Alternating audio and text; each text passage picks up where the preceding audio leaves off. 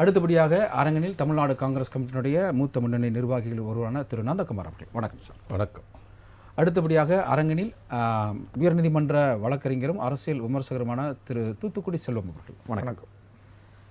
இன்றைய நிகழ்ச்சியில் முதலாவது நம்ம சாரதி அவர்களிடமிருந்து இந்த நிகழ்ச்சியை ஆரம்பிக்கிறோம். சாரதி, அதாவது ஒரு 190% வேலையை திமுக முடித்திருக்கிறது. ஆனால் அதிமுக இன்னும் ஆரம்பிக்கவே இல்லை. நேற்று தான் அதற்கு கூட்டணி பேசுவதற்கு கமிட்டி அமைக்கப்பட்டிருக்கிறது, அதாவது குழு அமைக்கப்பட்டிருக்கிறது. அடுத்த கட்ட நகர்வுகள் என்ன? அதிமுக ஏன்னா தேர்தல் தேதி வரை அறிவிச்சிட்டாங்க. நமக்கு மே மாதம் 4ஆம் தேதி ரிசல்ட் வருது. 23 ஏப்ரல் எலெக்ஷன் வருது. இன்னும் சொற்ப காலங்கள் தான் இருக்குது. தேர்தல் வரும்போது பார்த்துக்கலாம், கூட்டணியை தேர்தல் வரும்போது பார்த்துக்கலான்னு சொன்ன அதிமுக தேர்தலே தேதி அறிவிச்சிட்டாங்க. எப்போ கூட்டணி பற்றி பேச போகிறீங்க?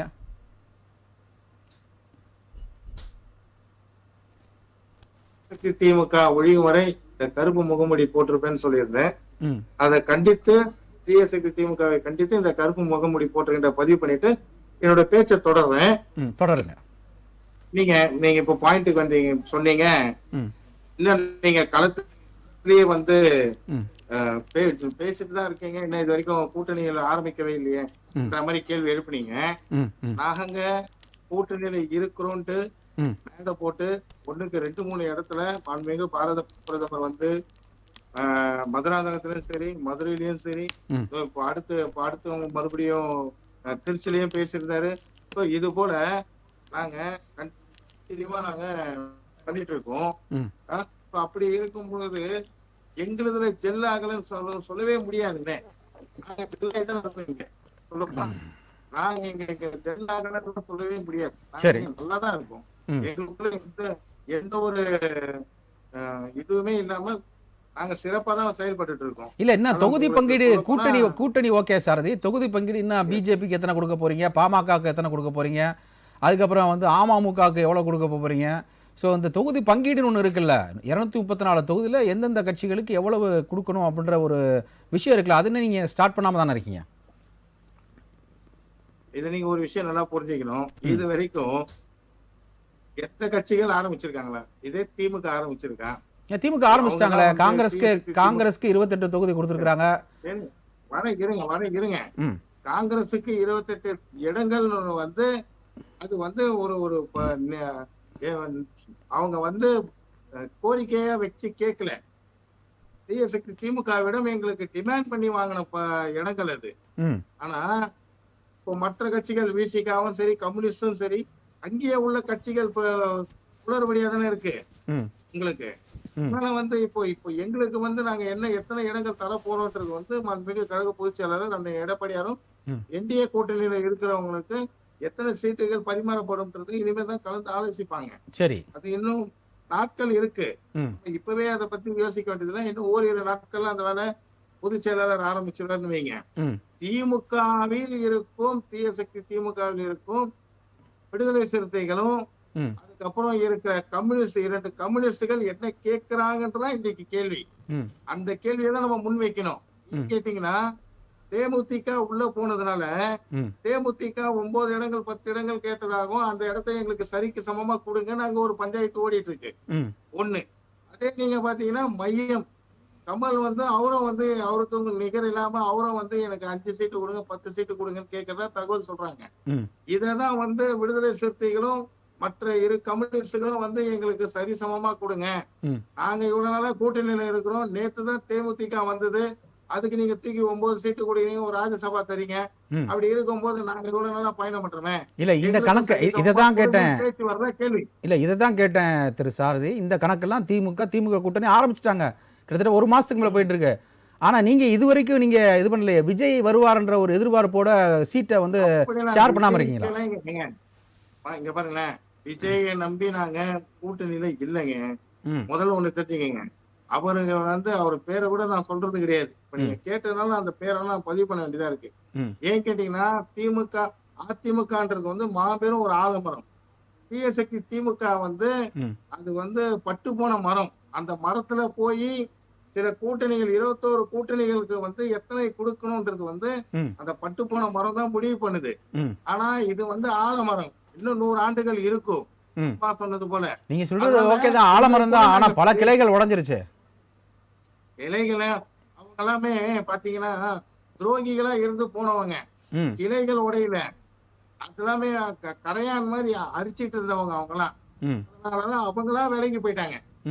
புரியுதுங்களா? சரி. அதனால ஆலமரம்ன்றது தொண்டர்கள் ஒரு வேர் அந்த அளவுக்கு நாங்க வலுவா இருக்கிறோம். சரி, சரிங்களா? இன்னும் ஓரிரு நாட்கள்ல பேச்சுக்கள் ஆரம்பிக்கும், நீங்க பார்க்கலாம் போறீங்க. அதனால நீங்க அதை பத்தி எல்லாம் ரொம்ப கவலைப்பட வேண்டிய அவசியமே இல்லை. திமுக தீய சக்தி திமுகவிடம் அவர்கள் எத்தனை பேரங்கள் பேசப்படுதுன்றதுதான் நீங்க பேசணும். இன்றைய தலைப்பை நீங்க திமுகவுக்கு தான் வச்சிருக்கணும், எங்களுக்கு இல்ல. இல்ல, தலைப்பே உங்களுக்கு தான். ஏன்னா தலைப்பே உங்களுக்கு தான். அவங்க பாதி கடல் தாண்டிட்டாங்க, இப்பதான் நீங்க கடற்கரை மணல்ல நிக்கிறீங்க. சரி, தொடர்ந்து பேசலாம். கடலெல்லாம் தாண்டல. காங்கிரஸ் சண்டை போட்டு ஏதோ 4 சீட்டு 5 சீட்டு எக்ஸ்ட்ரா கேட்டு வாங்குச்சு. அறிவாலயத்து வாசல்லே நின்னு அடம்பிடிச்சு வாங்குச்சே தவிர மத்தபடிலாம் என்ன சொல்றது, அந்த மாதிரிதான். சரி, ரைட், ஓகே, நம்ம தொடர்ந்து பேசலாம் சாரதி. அப்படியே இணைப்புல இருங்க, நம்ம தொடர்ந்து பேசலாம். அடுத்து அரங்கத்தில் இருக்கக்கூடிய திரு நந்தகுமார், அதாவது அறிவாலய வாசல்லே தவம் கிடந்து ஒரு 3 சீட்டை ஹைக் பண்ணியிருக்கு காங்கிரஸ். இருக்கிறதுலே அதிக ஷேரிங்னா காங்கிரஸ்க்கு மட்டும்தான் அப்படின்னு நம்ம சாரதி முன் வச்சிருக்கிறாரு. உங்களுடைய முதல் சுற்று கருத்து. அதாவது சாரதி ஒரு இன்னைக்கு நிலைப்பாடு என்ன நிலைப்பாடுன்னு தெரியாமல் அவர் பாட்டுக்கு ஏதோ பேசிகிட்டு இருக்காரு. அதாவது நாங்கள் அறிவாலயம் வாசலில் நாங்கள் நின்னமா இல்லைன்னா நாட்டுக்கோட்டைக்கும் செங்கோட்டைக்கும் வேற யாராவது ஓடினாங்களாங்கிறது அவர் புரியல இன்னும். அதை புரியாமல் அவர் பேசிக்கிட்டு இருக்காரு. ஏன்னா எங்களோட டிமாண்டை நாங்கள் நியாயமாக கேட்டோம், அவ்வளோதான். 41 வடை எங்களுக்கு வேணும்னு கேட்டோம். அதே மாதிரி எங்களுக்கு கூட்டணி ஆட்சி வேணும்னு கேட்டோம். அதே மாதிரி உள்ளாட்சியில் 20% கேட்டோம், கூட்டுறவுத்துறையெல்லாம் கேட்டோம். அதெல்லாம் கேட்டதுனால பேச்சுவார்த்தைங்கிறது 2 பக்கமும் கொஞ்சம் நீடிச்சது, அவ்வளோதானே தவிர மற்றபடி பார்த்தீங்கன்னா எங்களுக்குள்ள ஒரு அண்டர்ஸ்டாண்டிங் என்றைக்குமே குறையவே இல்லை. நாங்கள் அறிவாலயத்தில் நிற்கிறோன்னா எங்களுக்கு குழு முதலே போட்டுட்டோம். நாங்கள் 2 மாதத்துக்கு முன்னாடி நாங்கள் டிசம்பர் 3ஆம் தேதியே 5 குழுவை போட்டுட்டோம். எதுக்காக போட்டோம் அப்படின்னா, ஒவ்வொரு முறையும் என்ன சொல்லுவாங்கன்னா, திமுக தோல்ல தான் இவங்க ஏறி வருவாங்க, காங்கிரஸ் ஏறி வருவாங்க அப்படி சொல்லிட்டு இருக்காங்க. இப்போ நாங்கள் எங்களோட கிராமிய கமிட்டிலாம் போட்டிருக்கோம். ஸோ கிராமிய கமிட்டிலாம் வேலை செய்யறது தயாராக இருக்காங்க. அவங்களுக்கு உண்டான வேலையை பகிர்ந்து கொடுக்கணும். ஸோ அதுக்கு முன்னாடியே நமக்கு இந்த தொகுதின்னு தெரிஞ்சிடுச்சுன்னா, முன்னாடியே தெரிஞ்சு போச்சுன்னா நம்ம அதுக்கு ஏற்ற மாதிரி நம்மளோட கோர்ஸ் ஆஃப் ஆக்ஷனை பண்ணலாம் அப்படின்னு சொல்லி நாங்கள் கொஞ்சம் அட்வான்ஸாக எங்களோட தலைவர் ராகுல் காந்தி சொன்னதுக்கு ஏற்ற மாதிரி நாங்கள் இறங்கி வேலை செய்ய ஆரம்பித்தோம். பட் திமுகவை பொறுத்த வரைக்கும் அவங்க இங்கே கூட்டணி தலைமை தாங்குறாங்க. அவங்க இன்னும் கொஞ்சம் ஸ்ட்ராங் பண்ணால் நல்லா இருக்கும் கூட்டணியை அப்படிங்கிறதுனால என்ன பண்ணாங்க, சில கட்சிகளை எதிர்பார்த்துட்டு இருந்ததுனால சரி யாரெல்லாம் வராங்கன்னு பார்த்துட்டு அதுக்கேற்ற மாதிரி கூட்டணி பிரித்து கொடுக்கலாம் அப்படின்னு சொல்லி வெயிட் பண்ணியிருந்தாங்க. ஆனால் ஒரு ஸ்டேஜில் நெருக்கடி நெருங்க பார்த்தா நீ கெடு வித்துட்டு நான் கெடு வித்த மாதிரி போய் ஒரு நிலைமை வந்த உடனே சரி முதல்ல நம்ம காங்கிரஸ் கொடுக்க வேண்டியதை கொடுத்துடலாம் அப்படின்னு சொல்லி அவங்க ஒரு 20 தொகுதி சொன்னாங்க, 25 முதல்ல சொன்னாங்க. ஆனால் சோடங்கர் மேலிட பொறுப்பாளர் கிளியர் கட்டாக சொல்லிட்டார், 25 நாங்கள் திருப்பி பேச்சுவார்த்தைக்கு வரல அப்படின்ட்டார். ஸோ அதுக்கப்புறமா திரு ப. சிதம்பரம் அவர் உள்ளே பேசி வயா மீடியாவாக ஒரு 28 சீட்டு கொடுத்துட்டாங்க, ஒரு ராஜ்யசபா சீட்டு கொடுத்துட்டாங்க. இதுதான் எங்கள் நிலைமை. நாங்கள் இன்னைக்கு வாசலில் நின்னோம் அப்படின்னு சொல்றதை விட நாங்கள் ஒரு படி மேலே தான் ஏறி வந்திருக்கிறோம். 25, 18, 10 அதை விஜயை வச்சு டிமாண்ட் பண்ணி தான் நீங்கள் இதை வாங்கியிருக்கீங்கன்னு ஒரு டாக் ஆஃப் டவுன் போயிட்டு. இல்லை சார், விஜய் வச்சு டிமாண்டிங்கே கிடையாது. விஜய் வச்சு டிமாண்டிங்கே கிடையாது. ஆல்மோஸ்ட் எங்களோட மாவட்ட தலைவர்கள் 70% விஜய் கூட போனோம், திமுக கூட்டணி வேணான்னு சொல்லிட்டாங்க. சொன்னதுக்கப்புறம் டெல்லியில் சொன்னதுக்கப்புறம் சரி டெல்லி தலைமையை ஆல்மோஸ்ட் விஜய் கூட போலாங்கிற ஒரு முடிவு எடுக்கிற நிலைமைக்கு வந்துட்டாங்க. ஏன்னா எங்களுக்கு கட்சியை வளர்க்கணும், சரி இளைஞர் ரத்தத்தில் இருக்காங்க கூட சேர்ந்து ஒர்க் பண்ணலாம் அப்படின்னு சொல்லி பிளான் பண்ணி நாங்கள் அதுக்கேற்ற மாதிரி தான் மூவ் பண்ணோம். ஆனால் இங்கே வேற வழி இல்லாமல் நம்ம பாஜக உள்ள விடக்கூடாது, சமூக நீதியை காக்கணும், சமத்துவத்தை காக்கணும், சகோதரத்தை காப்பாற்றணும், இதெல்லாம் ஒரு விதமாக பேசப்பட்டதுனால சரி ஓகே ப. சிதம்பரம் மூத்த தலைவர் இருக்காரு, அவரெல்லாம் இல்லை நம்ம இப்படி தான் போகணும் அப்படின்னு எடுத்து உரைச்சதுனால ரைட் ஓகே நம்ம திமுக கூட போகலாம், மாவட்ட தலைவர்கள் நம்ம அடுத்தது ஒரு வாய்ப்பு தரலாம் அப்படின்னு சொல்லி மேலிடம் கருதியதால் நாங்கள் திருப்பி திமுக கூட வந்திருக்கோம். அதனால நாங்கள் அவங்களை வச்சு டிமாண்ட்லாம் பண்ணல. ஒரு 2 நாள் டிலே ஆயிருந்தா நேரம் தாவேகா கூட கூட்டணி அமைஞ்சிருக்கும், இல்லை தொகுதி பகுதி நாங்கள் பிரச்சாரத்துக்கு கூட போயிருக்கலாம், அது உண்டான வாய்ப்புகள் இருந்தது. ஆனால் சில நிர்பந்தங்கள் எங்களை திருப்பி நாங்கள் இங்கே வர வேண்டியதாச்சு. நாங்கள் எங்களோட கூட்டணியை வலிமையா கொண்டு போயிட்டு அதாவது இருக்கோம். பிஜேபி தமிழ்நாட்டில் வரக்கூடாது அந்த ஒரு டிமாண்டுக்காக மீண்டும் டிஎம்கே போயிட்டீங்க அதானே? இல்ல சார், பிஜேபி தமிழ்நாட்டில் வர பிஜேபி இந்தியாவுக்குள்ள இருக்கக்கூடாது தான் எங்களோட ஆசை, எங்களோட கனவு. அதுக்குண்டான வேலை தான் நாங்க செஞ்சுக்கிட்டு இருக்கோம். குறிப்பா தமிழ்நாட்டுக்குள்ள நம்ம வந்து இங்க ஒரு மத நல்லிணக்கத்தோட வாழ்ந்துகிட்டு இருக்கோம். தமிழ்நாட்டு மக்கள் இங்க வந்து நலத்தோட வளத்தோட சந்தோஷத்தோட சகோதரத்தோட ஒரு மத நல்லிணக்கத்தோட வாழ்ந்துட்டு இருக்கோம். அது கெட்டு போயிடக்கூடாதுன்னு தாங்க தான் இன்னைக்கும் நீங்க சொல்லுங்க.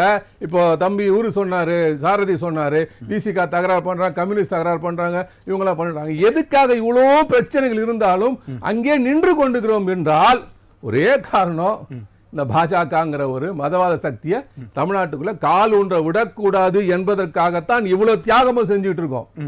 அதனால வந்து நீங்க வந்து நாங்க போய் அவங்க வாசல்ல நிக்கிறோம்னு சொல்ல தப்பு. இப்ப இவரு சொல்றாரு வந்து நாங்க போய் வாசல்ல நின்றாங்க. இப்ப திருச்சியில் நடந்த கூட்டத்துல 5 முகப்புல இருந்த எடப்பாடியார் படத்தை தூக்கிட்டாங்க, பெரியார் படத்தை தூக்கிட்டாங்க. உங்களுக்கு என்ன இருக்கு, தகுதி இருக்கு? நீங்க சிஎம் ஆன ஆசைப்படுறீங்க, ஒரு கூட்டணி தலைமைன்னு சொல்றீங்க. ஒரு பாரத பிரதமர் என்டிஏ கூட்டணியில வந்து பேசுறாங்க. என்டிஏ கூட்டணியில பெரிய கட்சி நீங்க, தலைமை கட்சி நீங்க. உங்களோட பொதுச் செயலாளரோட படத்தை 5 முகப்புல இருந்து விலக்குறாங்க, நீக்கிறாங்க. அது யதார்த்தமா நடந்த ஒரு தவறு அப்படின்னு சொல்லியிருக்காங்க. யார் உங்களுக்கு அது கேட்கறதுக்கு ஒரு பதிவு போடுறது கூட உங்களுக்கு தகுதி இருக்கா? சரி, ஓகே, நம்ம தொடர்ந்து பேசலாம். அடுத்த அரங்கத்தில் இருக்கக்கூடிய பிஜேபி திரு ஹரிஹரன் ராஜா, சொல்லுங்க. பிஜேபி அந்த ஒன்றே ஒரு நேம், அது தமிழ்நாட்டுக்குள்ள வரக்கூடாதுன்றதுக்காக நாங்கள் தாவேக்காவுக்கு போக வேண்டியதெல்லாம் வந்து தூக்கி போட்டு மீண்டும் திமுகவுக்கு ஆதரவு ஸ்டாண்ட் நாங்கள் நின்றுருக்கோம் அப்படின்னு சொல்லியிருக்காங்க. மதவாத சக்தி தமிழ்நாட்டுக்குள்ள வரலாமா அப்படின்ற ஒரு கேள்வி முன்வைக்கிறார். இந்தியாக்குள்ளேயே இல்லாத ஒரு கட்சி நாங்க தமிழ்நாடுக்குள்ள வரக்கூடாதுன்னு வேண்டுறாங்க, அதுக்காக தியாகம்லாம் செய்யறேன்னு சொல்றாங்க. பார்க்கும்பொழுது ரொம்ப நகைச்சுவையா இருக்கு. இந்திய அளவில் காங்கிரஸ் கட்சி இன்னைக்கு இல்லை. இந்திய அளவில் காங்கிரஸ் கட்சியினுடைய பங்கு, காங்கிரஸ் கட்சியினுடைய பர்ஃபார்மன்ஸ், காங்கிரஸ் கட்சி தலைவர்கள் அந்த நாட்டிற்காக பேசக்கூடிய விஷயங்கள் ஏதாவது ஒன்று பார்த்துருக்கீங்களா? சமீப காலத்தில் ஏதாவது பேசி கேட்டிருக்கீங்களா? ஒவ்வொரு மாநிலங்களிலும் சீட்டு எனக்கு கம்மியா இருக்கு, சீட்டு கிடைக்கல, என்னுடைய இருப்பை தக்க வைக்கணும். காங்கிரஸ் கட்சி ஐசியூல போய் பல வருடம் ஆகுது. அந்த ஐசியூல இருந்து எப்படியாவது பிழைத்து வர வேண்டுமா அப்படின்னு அவங்க தவம் கிடக்கக்கூடிய நேரத்தில் இன்று இந்த உலகத்துல ஒரு குறிப்பா இந்திய நாட்டில் பெரும்பான்மையான மாநிலங்களை ஆளக்கூடிய ஒரு கட்சி, உலக நாடுகளில் பெரிய மரியாதை பெற்ற ஒரு கட்சியை பார்த்து இவங்க எல்லாம் பேசி லைம்லைட்டுக்கு வரணும்னு ஆசைப்படுறாங்க. இல்ல லைம்லைட்டுக்கு வரணும்னு ஆசைப்படுறாங்க. அது வந்து நாங்க பரிதாபத்தோட பார்த்து சிரிக்குதா? இல்ல அத நாங்க இல்ல இவங்களுடைய வைத்தறிச்சலை ஜெஃப்ரி எப்ஸ்டீன் ஃபைல் நான் முடிச்சிடுறேன். என்னோட இதை நான் முடிச்சிடுறேன். இல்ல நீங்க சந்தோஷமா சிரிக்கட்டும். நாங்க மக்கள் சிரிக்கணும்னு நினைக்கிறோம். உலக நாடுகளை பார்த்து வியப்புற தலைவர் சொல்றாங்களே, ஓடி ஒளிஞ்சிருக்காரு. ஒரே வினாடி இருங்க. ஓடி ஒளிஞ்சிருக்க வருஷம் பார்லிமென்ட்க்கு தைரியம் இருந்தா நம்ம இப்ப பேசலாம். பார்லிமென்ட் வர சொல்லுங்க, தைரியம் இருந்தா. ஜெஃப்ரிஸ் பதில் சொல்லுங்க. கேஸ்க்கு பதில் சொல்லுங்க. கேஸ்ல ஊர்ல வர தலைமை ஓடிக்கிட்டு இருக்கான். லைம்லைட் தேட 50 ரூபாய் கேஸ் ஏத்துறது. லைம்லைட் தேடுவதற்கு தேடுறது இல்ல. காங்கிரஸ் கட்சி முயற்சிக்குது. லைம்லைட் வருஷம் இல்ல. காலங்களை கழிக்கட்டும். நான் சொல்வது சொல்றேன்னா நான் முடிச்சிடுறேன். நீங்க பிரதமரை லைம்லைட் வர சொல்லுங்க. பார்லிமென்ட்க்கு வாங்க. தட்டுப்பாடு, கேஸ் தட்டுப்பாடு வந்து முதல்ல பேசுறேன். ஏன் ஓடி ஓடிறீங்க? கண்டிப்பா ஓடி ஓடிறவங்க எல்லாம் வந்து கட்சியெல்லாம் சொல்லக்கூடாது. இருங்க கட்சி இருக்கு சார், பாஜக இருக்கு இந்தியில. பிரதமர் எங்க? பிரதமர் ஓடி ஓடிறாங்க. சொன்னீங்கல்ல காங்கிரஸ் இல்ல இல்லன்னு சொன்னீங்க. பாஜக கட்சி இருக்கு, பிரதமர் எங்க? ராஜ் டிவியினுடைய டிபேட் ஷோவில் காங்கிரஸ் கட்சி இருக்கிறது, நாங்க ஒத்துக்கிறோம். போதுமா? சந்தோஷம். தமிழ்நாட்டில் பாஜக இல்லை சார், சந்தோஷப்பட்டுக்கோங்க. தமிழ்நாட்டில் பாஜக இல்லை சார். நாங்க வந்து அரங்குக்குள்ள நீங்க இருக்கீங்கன்னு சொல்லிட்டோம். நான் சொல்லிட்டேன். நாட்டுல இல்ல, தமிழ்நாட்டுல நீங்க எடுத்துட்டு போங்க, தவறு இல்ல. நான் சொல்வது ஒரு கூட்டணி என்று திமுக அமைச்சிருக்கு. அந்த கூட்டணி ஆட்சி அமைக்கக்கூடிய நேரத்துல எதெல்லாம் உயர்த்த மாட்டேன்னு சொன்னாங்களோ, குறிப்பா பால் விலை, மின்சார விலை, சொத்து வரி, எதெல்லாம் உயர்த்த மாட்டேன்னு சொன்னாங்களோ அதையெல்லாம் உயர்த்தி இந்த மக்களை சுமையாக்கிய கூட்டம். ஒரு விஷயத்தை உயர்த்துவேன்னு சொன்னாங்க, ஞாபகம் இருக்கா? உங்கள் வாழ்க்கையை நான் உயர்த்துறேன்னு சொன்னாங்க. அதை மட்டும் உயர்த்தவே இல்லையே. எதையெல்லாம் உயர்த்த மாட்டோம்னு சொல்லி சத்தியம் செய்து வந்தவர்கள் அதை கடைபிடித்தாங்களா? உயர்த்த மாட்டேன்னு சொன்னதெல்லாம் உயர்த்திட்டு என் வாழ்க்கையை உயர்த்துறேன்னு சொல்லிட்டு நீங்க மக்கள் எல்லாம் விதி தெரியாமல் வீதியில் நிற்பது உண்மையா இல்லையா? இப்ப நான் அப்படியே பட்டியலிடுறேன். இவங்க செய்த தியாகமும், திமுக அந்த தியாகத்தை ஏற்றதும், இந்த தியாக கூட்டணி தமிழ்நாட்டில் என்ன செய்ய போகிறது? நேற்று வரை பெண்களுக்கு என்ன நடக்குது சொல்லலாமா? ஒவ்வொன்றா பட்டியலிட பாருங்க. கே நகர் பகுதியில் ஒரு பெண்ணுக்கு பஸ் ஸ்டாண்ட்ல பாலியல் சீண்டல்.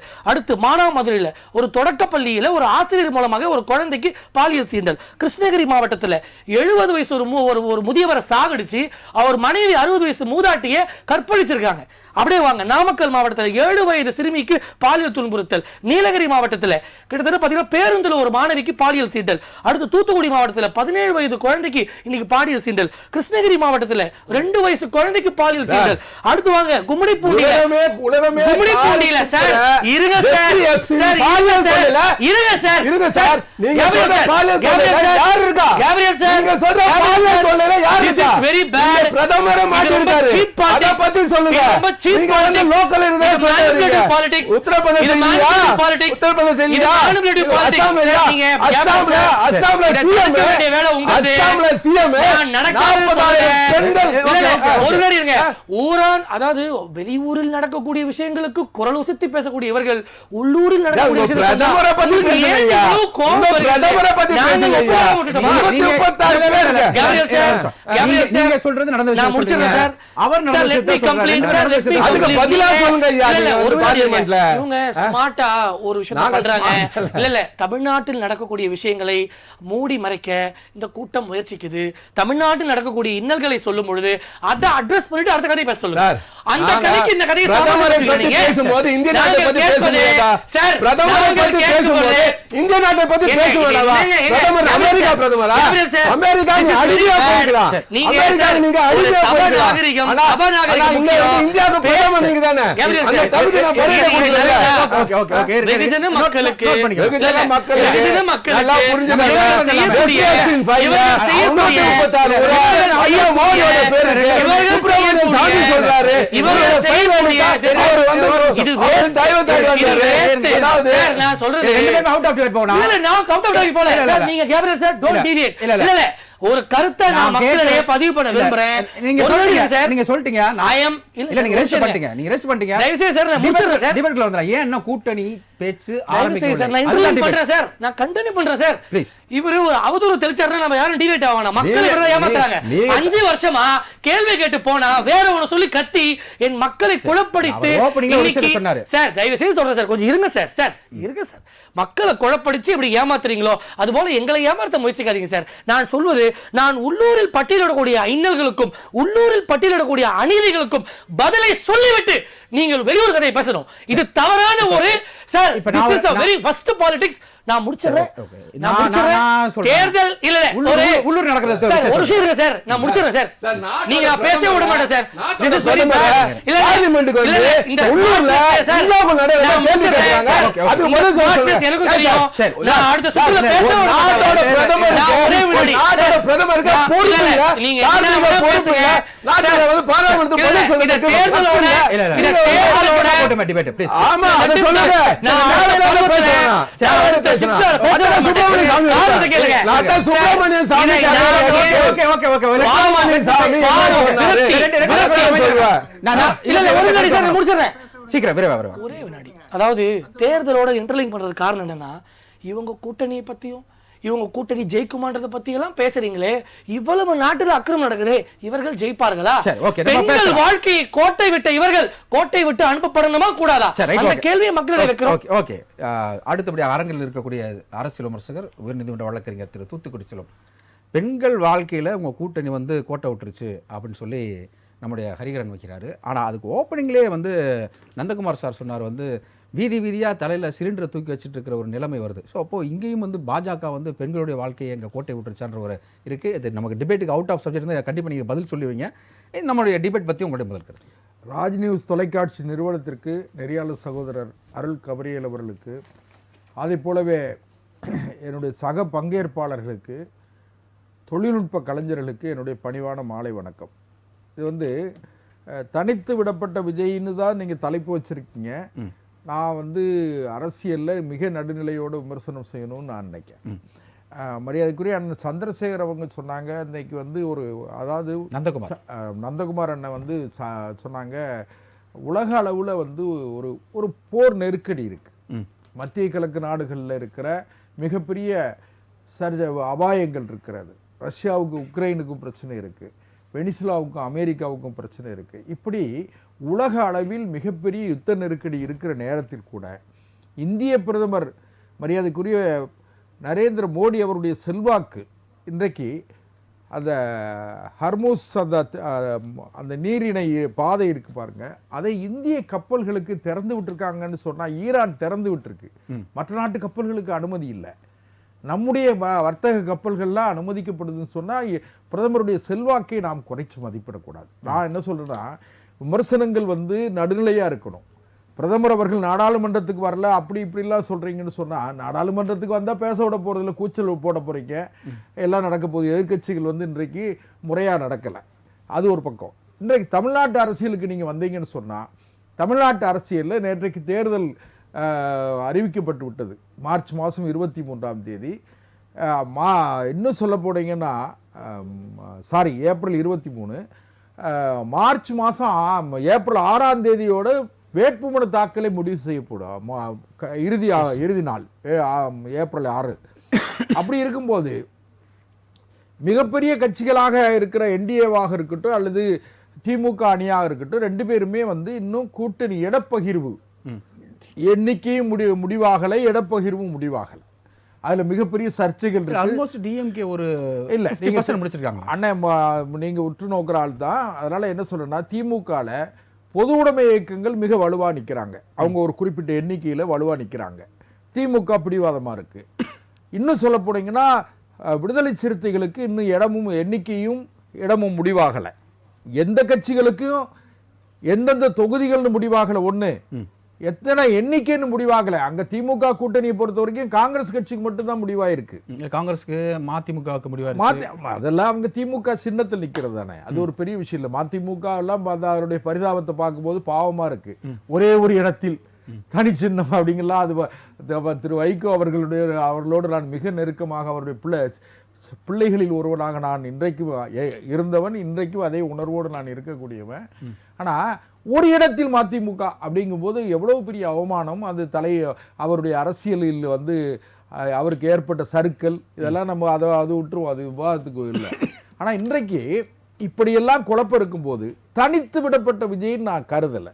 ஏன்னு கேட்டீங்கன்னா, 1977 படிப்பறிவு இல்லை, ஊடக வெளிச்சம் இல்லை, ஊடக அறிவு வளரலை. ஆனால் அந்த காலத்துல மக்கள் திலகம் எம்ஜிஆர் அவர்கள் அவருக்கு தேர்தலை சந்திக்கும் பொழுது, மக்கள் திலகம் எம்ஜிஆர் அவர்கள் 1972 அக்டோபரில் வெளியே ஒரு கட்சி ஆரம்பிச்சு 73 திண்டுக்கல் இடைத்தேர்தலில் சந்திக்கும் பொழுது பார்த்தீங்கன்னா, மக்கள் திலகம் எம்ஜிஆரை அன்றைக்கு டாக்டர் கலைஞர் முதலமைச்சர் அதிகாரத்தை எப்படியெல்லாம் முழுமையாக பயன்படுத்த முடியும் என்கிற சாமர்த்தியம் தெரிந்த கலைஞர் முதலமைச்சராக இருக்கும்போது எம்ஜிஆர் வெளியே பிரச்சாரம் பண்ண போக முடியாது.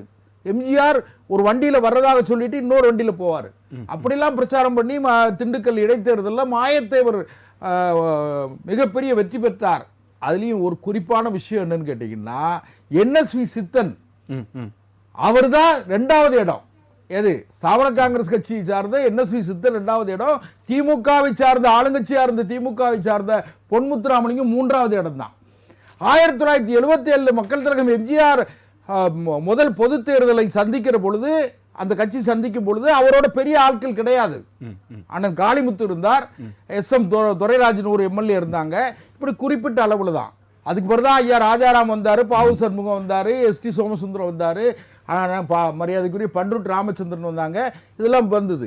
அதே போல இன்றைக்கு திரு விஜய் அவர்களுக்கு கொடுக்கிற நெருக்கடி இருக்கு பாருங்க. நான் மத்திய அரசின் ஐயா நரேந்திர மோடியின் மீது மிகுந்த மரியாதை வைத்திருக்கிறவன். அதே நேரத்தில் அவருடைய ஜனநாயகன் படத்துக்கெல்லாம் கொடுக்கிற நெருக்கடி இருக்கு பாருங்க.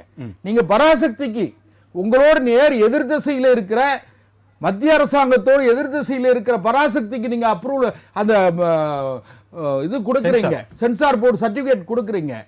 ஆனா ஜனநாயகனுக்கு கொடுக்கல. ஜனநாயகனுக்கு கொடுக்கன்னு சொல்லி அந்த சென்சார் கமிட்டி மீட்டிங் வரும்போது ஒருத்தர் எனக்கு உடம்பு சரியில்லைன்னு சொல்லி போயிடுறாரு.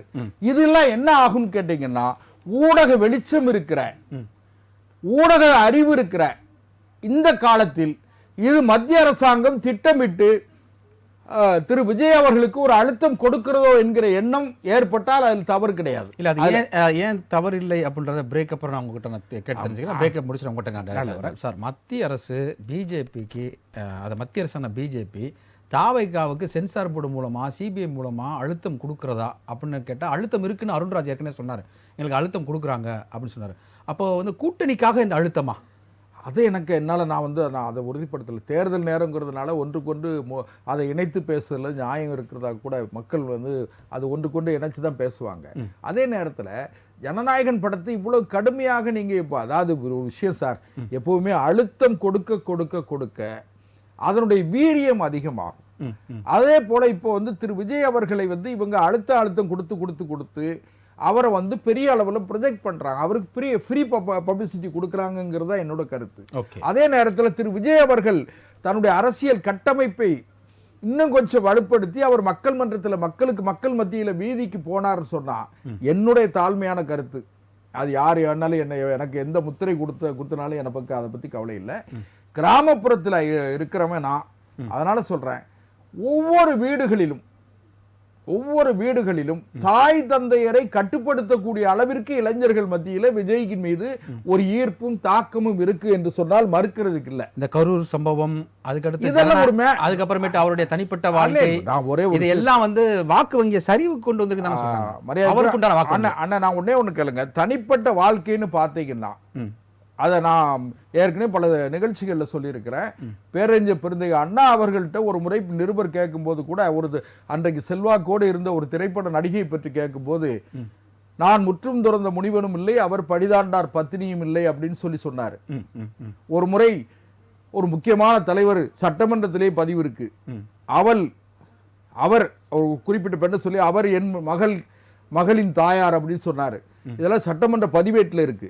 அதனால தனிப்பட்ட வாழ்க்கைன்னு பேசுனீங்கன்னு வச்சுக்கணுங்க. இல்ல அது இப்ப நரேட்டிவ் செட் பண்ணுது. அதை நான் என்ன சொல்றேன், அதெல்லாம் சோசியல் மீடியா ஒரு நாள்ல கேளுங்க சார். நான் ஒரே ஒரு விஷயம் கேளுங்க, இதெல்லாம் கடந்து போறது. ஒரு தனி மனிதனுடைய வாழ்க்கைங்கிறது எப்படின்னு கேட்டீங்கன்னா, திரு விஜய் அவர்களுக்கும் அவருடைய மனைவிக்கும் அது யாரோடு இணைத்து சொல்கிறார்களோ அவருக்கும் நீதிமன்றத்துக்கும் இப்படி 4 பேருக்குள்ள விஷயத்தை நாம அதை பொதுவெளியில அரசியல்ல சம்பந்தப்படுத்த வேண்டிய அரசியல் எதிரொலிக்காதா? வாக்கு நிச்சயமா இருக்காது. நான் என்னோட கருத்து சார், அதாவது யாராவது ஒருத்தர் தன்னை மிக நிரபராதி குற்றமற்றவன் என்று வெளிப்படையாக கையை விரித்து காண்பிக்கிற தகுதி தமிழ்நாட்டு அரசியல் யாருக்காவது இருக்கிறதா என்று சொன்னால் இல்லை. நான் திட்டவட்டமா சொல்றேன். ஓமந்தூர் ராமசாமி ரெட்டியாரை பார்த்திருக்கிறோம், நாம பெருந்தலைவர் காமராஜரை பார்த்திருக்கிறோம், ஐயா கக்கனை பார்த்திருக்கிறோம், பசும்பொன் தேவரையாவை பார்த்திருக்கிறோம். இதெல்லாம் இப்போ யாராவது ஒருத்தர் என் கரைபடாத கரங்களை பாருங்கள் என்று சொல்லக்கூடிய அளவிற்கு தகுதியான தலைவர்கள் தமிழ்நாட்டு அரசியலில் இருக்கிறார்களா என்று சொன்னால் இல்லை, இன்க்ளூடிங் விஜய். அதான் கேளுங்க சார், நான் என்ன சொல்றேன்னா, அதை நீங்க எப்படி வச்சுக்கிடுங்க. நீங்க தனிப்பட்ட வாழ்க்கையில ஒழுக்க நெறி இதெல்லாம் பேசுறதுக்கு தமிழ்நாட்டு அரசியல்ல தகுதி உள்ள தலைவர்கள் இருக்கிறாங்களான்னு கிடையாது. அதே போல குறைபாடுகள் அரசியல் நடவடிக்கையில் பொதுவுடைமை இயக்கமே கூட 10 கோடி ரூபாயும் 15 கோடி ரூபாயும் திமுகவிடமிருந்து நன்கொடை பெற்று தேர்தல் செலவுக்காக நன்கொடை பெற்றோன்னு சொல்லி கணக்கில் பெற்றோன்னு சொல்றது கூட அது எவ்வளவு பெரிய அயோக்கியத்தனம். பொதுவுடைமை இயக்கங்கள் குற்றச்சாட்டுகளுக்கு அப்பாற்பட்டவர்கள் மன்னிக்கணும். நான் என்ன சொல்றேன், தேர்தல் நேரத்தில் தேர்தல் செலவுக்காக அவர்கள் கொடுத்தார்கள் என்று சொன்னால், தேர்தலுக்காக 10 கோடி ஒரு கட்சிக்கும் 15 கோடி ஒரு கட்சிக்கும் கொடுக்கிறார்கள் என்று சொன்னால், அந்த கட்சி யாரிடத்திலே பணம் பெறுகிறார்களோ அவர்களுக்கு அடிமையா இல்லையா? சரி, அதனால நான் என்ன சொல்றேன்னு கேட்டீங்கன்னா, திரு விஜய் அவர்களை குறைத்து மதிப்பிடுகிறவர்கள் மே மாதம் 4ஆம் தேதிக்கு பிறகும் நான் கூட விவாதத்தில் நாம நிச்சயமா பங்கெடுப்போம். விஜய் அவர்களை குறைத்து மதிப்பிடுகிறவர்கள் அவர்கள் சிந்தனை குறைபாடுகள், பார்வை குறைபாடுகள் இருக்கிறவர்களாக கருதப்படுவார்கள் என்று நான் உறுதியா நம்புறேன். ஓகே, 2வது சுற்று கருத்தை நான் உங்கள்கிட்ட இருந்தே நான் ஸ்டார்ட் பண்றேன். இப்போ மாநிலத்துக்கு மாநிலம் அந்த கூட்டணி கணக்கு என்பது மாறுகிறது. மத்திய தேர்தல் வரும்போதும் கூட்டணி கணக்குன்னு மாறுது. இப்போ கேரளாவில் எடுத்துக்கிட்டிங்கன்னா நேர் எதிர் துருவங்கள் பார்த்தீங்கன்னா காங்கிரஸ், கம்யூனிஸ்ட். ஆனால் தமிழ்நாட்டில் பார்த்தீங்கன்னா என்டிஏ கூட்டணியில் இருக்கு. அதே நேரத்தில் இங்கே கர்நாடகா எடுத்துக்கிட்டிங்கன்னா அதே ஒரு சூழல் கண்டிப்பாக. ஆனால் மாநில தேர்தல் வரும்போது முரண்பட்டு நிற்கிறாங்க. ஆந்திராவில் அது போல தான். விஜய், அதிமுக, பிஜேபி, அதாவது தாவேகா, பிஜேபி, அதிமுக இது கூட்டணி வைக்கிறதுக்கு சாத்தியம் இருக்கா? இந்த தேர்தல் சாத்தியம் இல்லை நான் நினைக்கிறேன். எதிர்காலத்தில் எப்படி இருக்குங்கிறதுக்கு எந்த உத்தரவாதம் இல்லை. நாளை இப்போ வந்து நம்பிக்கை சார்ந்த விஷயம்தான். அரசியல்ல anything may happen at any time, particularly in politics. அது என்னோட தாழ்மையான கருத்து. சரி. அதே மாதிரி அரசியல் என்பதே ஒரு சந்தர்ப்பங்களின் விளையாட்டு தான், ஒரு நாடக மேடை தான் அரசியல். அரசியல்வாதிகள் நடிகர்கள் தான், இதுல யார் எந்த தலைவரும் விதிவிலக்கு இல்லை. அதே நேரத்தில் இல்ல, ஏன்னா ஒரு டாக் போயிட்டு இருக்கு, அதாவது 70 சீட்டு விஜய்க்கும் துணை முதல்வர் பதவி அல்லது எதிர்க்கட்சி தலைவர் சாத்தியமே இல்லை. ஏன்னு கேட்டீங்கன்னா, இல்ல, ஏன்னா திமுக வரக்கூடாது என்கின்ற ஒரே ஸ்டாண்டிங்ல தான் நம்ம அது சேரணும். 234 தொகுதிகளை கொண்டிருக்கிற தமிழ்நாடு சட்டமன்றத்தில் அதற்கான வாய்ப்பு இந்த தேர்தலில் இல்லை. இன்னும் சொல்ல போனீங்கன்னா, திரு திருமாவளவன் அவர்கள் ஒரு எச்சரிக்கையா ஒண்ணு சொல்லிக்கிட்டே இருக்காரு. திரு விஜய் பிஜேபியோட கூட்டணி சேர மாட்டார், சேர்ந்தா அது தற்கொலைக்கு சமம் அப்படிலாம் சொல்லிட்டு இருக்காரு. ஒருவேளை இன்னைக்கு கூட சொல்லியிருக்கிறார், தாவேகா சூனியமாகிவிடும் அப்படின்னு சொல்லியிருக்காரு. அதுக்கு காரணமே என்னன்னு கேட்டீங்கன்னா, ஒருவேளை தனக்கு திமுகவில் அவர் மரியாதைக்குரிய அண்ணன் திருமாவளவன் எதிர்பார்க்கிற எண்ணிக்கை கிடைக்கவில்லை என்று சொன்னால், ஒரு அடுத்த இடம், அடுத்த வாசலை அடைத்து விடாதீங்க விஜய்னு சொல்றாரோ என்னமோன்னு எனக்கு தெரியல. காங்கிரஸ் போயிட்டாங்க, நாங்க தான் இருக்கோம், வெயிட் பண்ணுங்க அப்படின்ற மறைமுகமா, அப்படியே மறைமுகமா கூட இருக்கலாம். இன்னும் திமுகவுக்கு பெரிய நெருக்கடி இருக்கு. சிபிஎம், சிபிஐ, விசிக, தேமுதிக, திரு கமலஹாசன், திரு தமிழக வாழ்வுரிமை கட்சி, அவர் என்ன கூட்டணி பேச்சுக்க கூப்பிடல, வேல்முருகனை கூப்பிடல. அவர் ரெடியா இருக்காரு. அவரெல்லாம் இன்னும் கூட பாருங்க, இன்றைக்கு நாளைக்கு நாளை மறுநாளைக்குள்ள ஒரு முடிவுக்கு வந்துருவாங்க. சரி, இதே நிலைமை அங்க என்டிஏ கூட்டணில, அதிமுக கூட்டணில அதுக்கு குறைவில்லாத சர்ச்சைகள் அங்க இருக்கு. ஏன்னு கேட்டா, பாரதிய ஜனதா கட்சி பெரிய இடங்களை எண்ணிக்கை எதிர்பார்க்கிறாங்க. எங்களுக்கு ஒரு 70 எண்ணிக்கை கொடுத்துருங்க, நாங்க பிரிச்சு கொடுத்துறோம்னு சொல்றாங்க. அதுக்கு அதிமுக தயாரா இல்ல. அதிமுக பாரதிய ஜனதா கட்சி கூட்டணியோடு நம்பிக்கையோடு மிகப்பெரிய கட்சிகள் அங்க வரல. அதே மாதிரி இன்னொரு செய்தி வந்து எனக்கு, நான் திரு அண்ணாமலை அவர்களை நேசிக்கிறவன்கிறதுக்காக சொல்லல. திரு அண்ணாமலை அவர்களை 2026 சட்டமன்ற தேர்தல் முடிகிற வரை அவரை தலைவராக நீடிக்க செய்திருக்கணும்.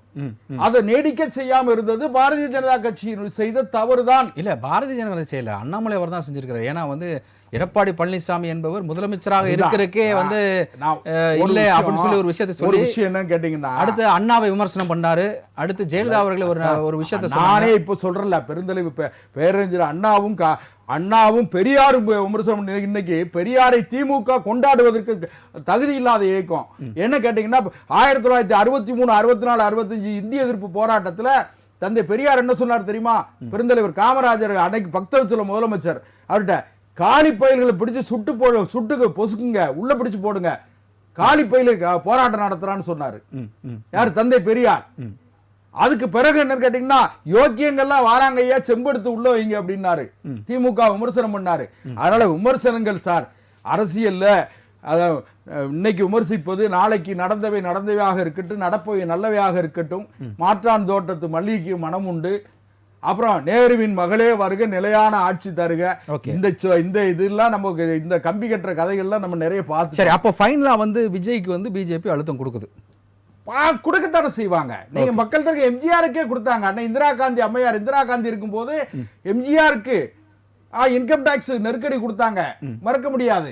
அது போல 1977 ஜனதா கட்சி ஆட்சிக்கு வந்த பிறகு அம்மையார் இந்திரா காந்தி அவர்கள் தேர்தலில் தோற்று நீதிமன்றத்தின் மூலம் அலகாபாத் நீதிமன்ற தீர்ப்பு அம்மையார் இந்திரா காந்திக்கு எதிராக ராஜ்நாராயணுக்கு ஆதரவா வந்துச்சு. அதுக்கு பிறகு அம்மையார் இந்திரா காந்தியுடைய பதவி போச்சு. அவங்க தஞ்சாவூர்ல நிக்கணும்னு முடிவு பண்ணாங்க. அன்னைக்கு எம்ஜிஆர் முதலமைச்சர். முதல்ல தஞ்சாவூர் நாடாளுமன்ற தேர்தல் நிக்கிறதுக்கு எம்ஜிஆர் அவர்கள் ஒத்துக்கொண்டார். அதுக்கு பிறகு மொரார்ஜி தேசாய் அவர்கள் பிரதமரா இருக்கும் போது எம்ஜிஆர் மிரட்டின உடனே தான் இந்திரா காந்தி அம்மா நாமினேஷன் ஃபைல் பண்றதுக்கு சென்னை ஏர்போர்ட்டுக்கு வந்துட்டாங்க. இந்திரா காந்தி அம்மாவும் அவங்க மகன் சஞ்சய் காந்தியும். அதுக்கு பிறகு சொன்ன வார்த்தைகள்ல கடுமையான வார்த்தைகள்லாம் இருக்கு.